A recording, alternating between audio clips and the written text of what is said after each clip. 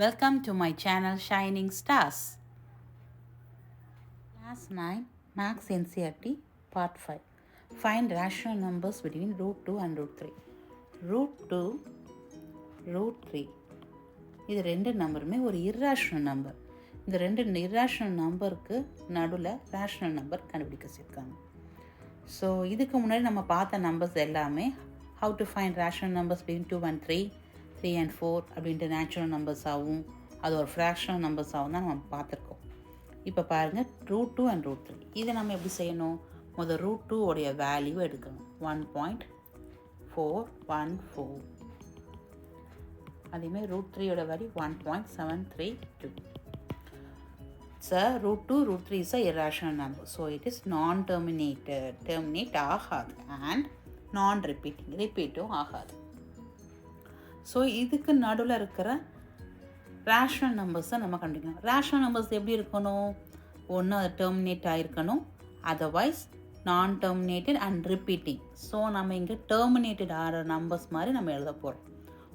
So 1.414க்கும் 1.732 இந்த ரெண்டு numbers பார்த்தீங்கன்னா 1 பாயிண்ட் அதுங்கிறது காமன், ஓகேவா? ஸோ அதை எடுத்துடணும்.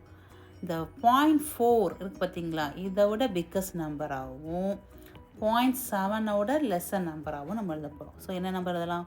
1.50, ஓகேவா? 1.51. வேறு என்ன நம்பர்லாம்? 1.60, 1.62. இப்படி எந்த நம்பர்னாலும் எழுதணும், ஆனால் டெர்மினேட் ஆன மாதிரி நம்ம எழுதணும். So this is the answer, ஓகேவா? This is the answer. Find rational numbers between root 2 and root 3. The rational numbers are 1.50, 1.51, 1.60, 1.62. How to find rational numbers between -2 and 1/2? இதுக்கு முன்னாடி நம்ம வந்துட்டு இந்த மைனஸ் சைன் வச்சு நம்ம பார்க்கவே இல்லை. ஸோ இப்போ பார்க்க போகிறோம். -2க்கும் 1/2க்கும் நடுவில் இருக்கிற ரேஷ்னல் நம்பர். -2வும் ரேஷ்னல் நம்பர் தான், 1/2வும் இங்கே ரேஷ்னல் நம்பர் தான். ஸோ இதுக்கு ரெண்டுக்கு நடுவில் இருக்க ரேஷ்னல் நம்பர்ஸ் நம்ம கண்டுபிடிக்க போகிறோம். ஸோ நான் ஃபஸ்ட்டே சொன்ன மாதிரி தான் p/q ஃபார்மில் எழுத போகிறோம். இதை -2வை வந்துட்டு -2/1. இது ஆல்ரெடி 1/2ங்கிறது ஆல்ரெடி p/q ஃபார்மில் தான் இருக்குது. நவ் சி, இந்த ரெண்டு டினாமினேட்டர் பார்த்தீங்கன்னா இங்கே 1, இங்கே 2. ஸோ எல்சிஎம் எடுத்தோம்னா 2. ஸோ -2/1 எப்போ டினாமினேட்டர் 2வாக வரும்? 2வால் மல்டிப்ளை பண்ணால் தான். ஸோ -4/2.